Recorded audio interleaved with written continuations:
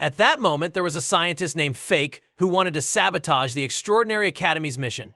His companion informed him that the people from the Academy found the zombies, and that was the signal for him to release the bait to attract the zombies and scare the people. 𝗧𝗃 pressed the button, and a cage descended containing many people. As expected, they all screamed in fear, especially when they were being attacked by zombies. The ground unit received orders to pursue the zombies. At the detection site, they started shooting but were frustrated because the zombies didn't die with a few shots. Above these small zombies, Mr. Zombie blocked the bullets to save the girl. The squad leader saw Mr. Zombie blocking the bullets but concluded that there is no invincible zombie, and even if there is, it's only because they don't use enough firepower. Because of this, he used the missile, believing that this weapon is enough to destroy the zombies. After they started, someone approached him and informed him that they were not shooting at zombies but at the extraordinary human who saves people in danger. The squad leader was surprised to hear this and was scared, thinking they had shot the wrong person. But Mr. Zombie, despite all the firearms he faced, didn't have a scratch on his body. Looking through the system, the president of the academy found the zombie boss and immediately reported it. Marshall immediately jumped down from the scientist's viewpoint. They discovered that all civilians were saved and realized they underestimated the Extraordinary Academy's abilities. But let's try something more interesting, he told his companion, who immediately understood his viewpoint. They found a zombie that could turn into a giant monster.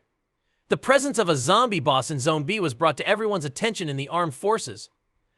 Commander Marshall suddenly ran to Mr. Zombie, grabbed him by the shoulder and threw him into the armored vehicle. They were now heading to Zone B with Mr. Zombie, who was surprised to realize this. He was with curious people. The female soldier asked him why he always wore a zombie mask, but Mr.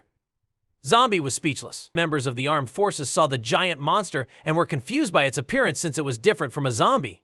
The monster dragged the bus and threw it at them, but Marshall appeared at high speed and cut the bus in half. The soldiers cheered for Marshall, believing that with his help they could surely win. Marshall faced the monster, holding his sword in his hands. He ordered the soldiers to take all civilians and evacuate. A soldier informed Mr. Zombie that he had no reason to worry because they intended to save him. When she looked back, she saw that Mr. Zombie had already disappeared.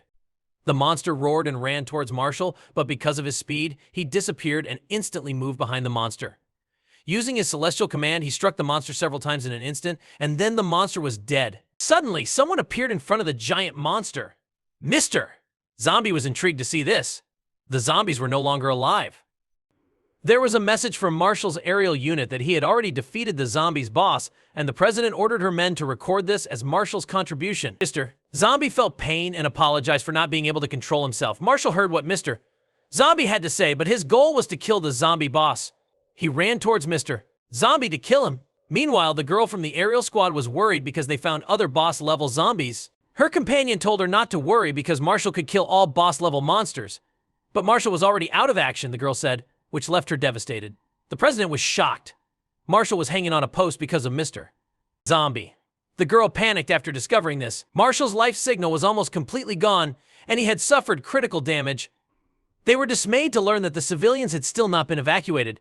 Upon hearing this, the president was so angry that she had no choice but to descend to the ground alone to test for herself how strong the zombie was.